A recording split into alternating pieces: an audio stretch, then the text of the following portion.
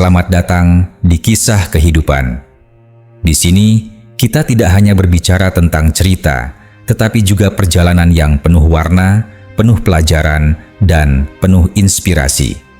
Setiap individu memiliki kisah yang unik, dan melalui setiap langkah, kita belajar untuk lebih memahami arti hidup. Jangan lupa like, subscribe, nyalakan lonceng, serta tinggalkan komentar, agar kita tetap dapat menyebarkan kisah kehidupan yang inspiratif sebagai pembelajaran hidup. Sang tokoh FPI yang ternyata memiliki rahasia gelap. Di balik penampilan tegas dan citra sebagai tokoh agama yang disegani, Ahmad, seorang pemimpin FPI, Front Pembela Islam, menyimpan sebuah rahasia kelam yang tak pernah diketahui publik. Selama bertahun-tahun, ia dikenal sebagai pejuang moral, seorang yang berdiri teguh membela ajaran Islam dan menentang segala bentuk kemaksiatan. Banyak orang mengagumi keteguhan hatinya dan dedikasinya untuk perjuangan agama. Namun, di balik topeng itu, terdapat sisi gelap yang mengguncang siapa saja yang mengetahuinya. Ahmad adalah penjudi handal, bukan penjudi sembarangan, namun seseorang yang sudah berpuluh-puluh tahun menguasai berbagai permainan judi yang mengandalkan keberuntungan dan keterampilan. Dunia judi ini sudah mulai ia geluti sejak muda, ketika perasaan gelisah dan kekosongan spiritual membuatnya mencari pelarian dari tekanan hidup. Terlahir dalam lingkungan yang keras, Ahmad merasa bahwa jalan perjuangan yang ia tempuh tidak memberikan kepuasan batin yang ia inginkan. Kehidupannya yang penuh dengan aktivitas dakwah seringkali membuatnya merasa tertekan. Dia merasa terbebani oleh tanggung jawab yang begitu besar.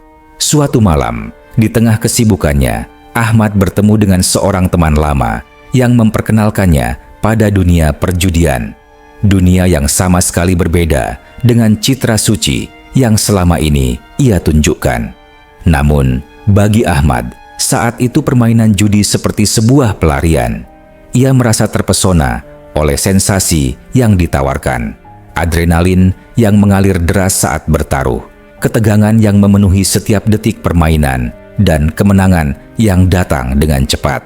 Apa yang dimulai sebagai sebuah hiburan akhirnya berubah menjadi kecanduan yang sulit dihentikan. Dengan keterampilannya, Ahmad berhasil menguasai berbagai jenis permainan judi, baik itu kartu, dadu, atau permainan lainnya. Keberuntungannya membuatnya semakin tenggelam dalam dunia itu.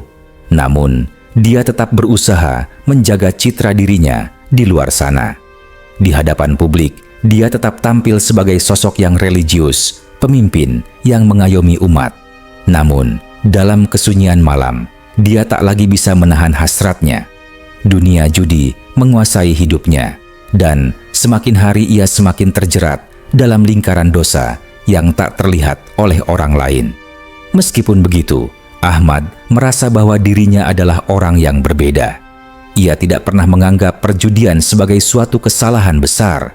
Baginya, itu adalah cara untuk melepaskan penat dan mendapatkan kemenangan cepat, sesuatu yang dapat ia nikmati setelah bertahun-tahun berjuang dalam dakwah. Ia meyakini bahwa dirinya masih bisa melakukan kebaikan dan menjaga moralitas di luar sana, meskipun pada kenyataannya ia terjebak dalam dosa yang lebih besar dari yang ia kira. Namun, ketika dunia perjudian semakin mengguncang hidupnya, nasibnya mulai berubah. Keberuntungan yang awalnya selalu berpihak kepadanya, perlahan mulai menghilang.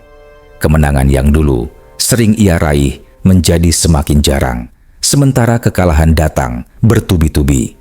Meski memiliki keterampilan tinggi dalam judi, Ahmad tak bisa menghindari kenyataan bahwa dunia ini penuh dengan ketidakpastian.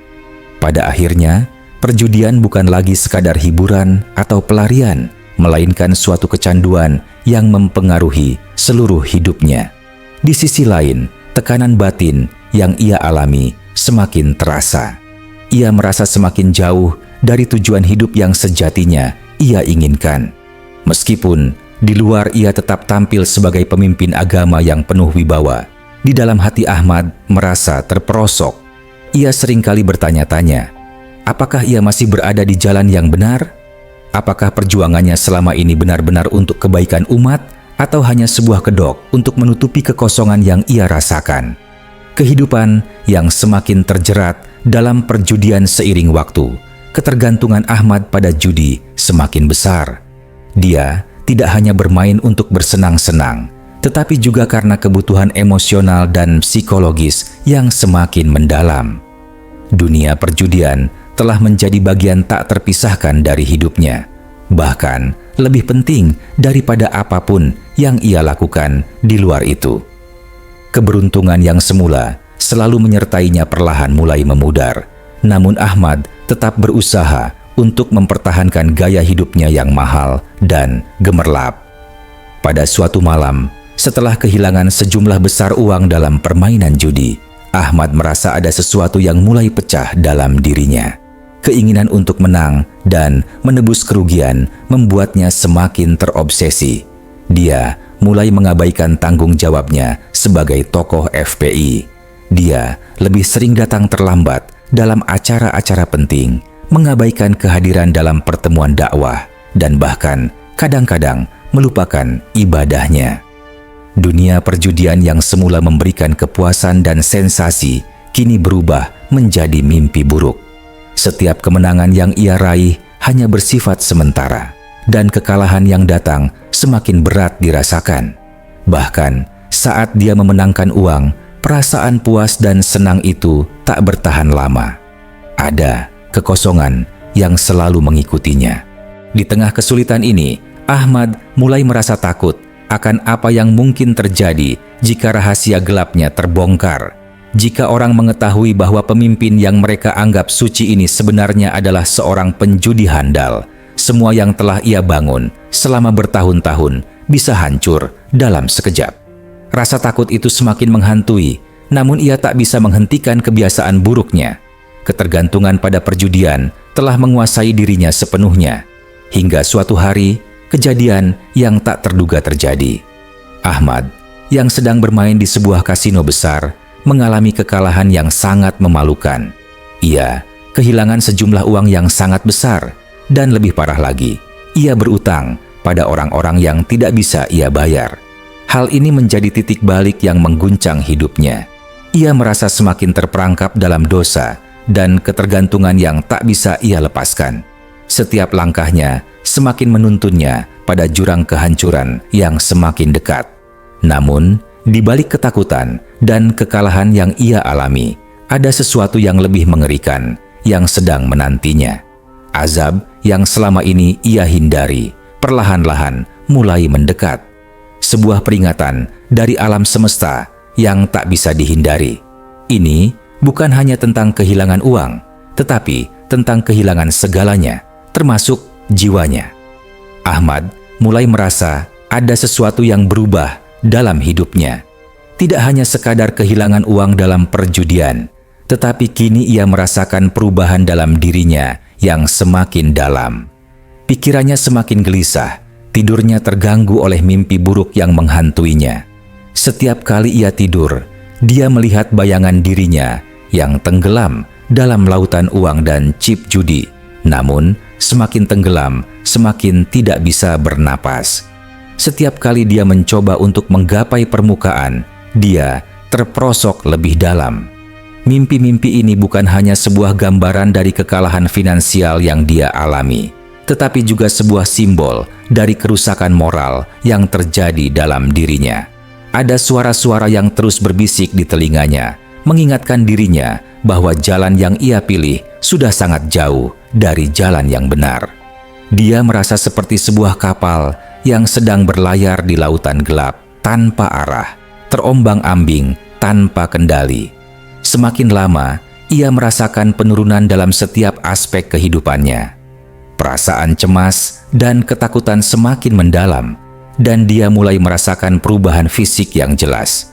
Badannya menjadi lebih kurus, wajahnya pucat, dan matanya tampak lelah. Ia seringkali merasa pusing dan mual, seolah-olah ada sesuatu yang salah dengan tubuhnya. Namun, dia tidak bisa melepaskan diri dari perjudian. Ketergantungannya semakin besar, dan meskipun tubuhnya memberikan tanda-tanda kelelahan, jiwanya masih terjerat oleh hasrat untuk menang.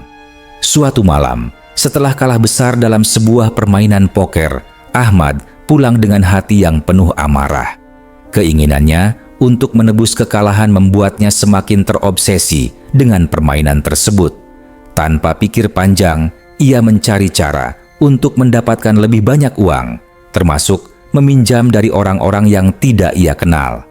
Namun, utang yang semakin menumpuk justru memperburuk keadaan. Ia terjebak dalam lingkaran setan yang tak dapat ia hentikan. Hari-hari berlalu dan tekanan hidup yang semakin besar membuatnya merasa seperti sedang dikejar-kejar. Semakin lama, ia mulai melihat wajah-wajah yang dulu ia kenal dengan baik menjadi semakin asing. Teman-temannya, saudara-saudara seagamanya, mulai menghindarinya.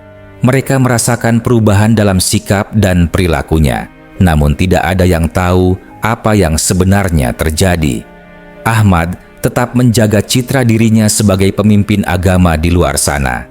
Tetapi di dalam hatinya, ia tahu bahwa ia telah jauh dari jalur yang benar. Di saat yang sama, ia juga mulai merasakan adanya sesuatu yang lebih besar yang mengawasinya. Kejadian-kejadian aneh mulai terjadi di sekitar kehidupannya.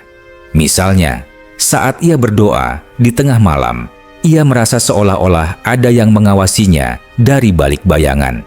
Kadang, ia merasa ada suara yang memanggil namanya dalam keadaan sepi.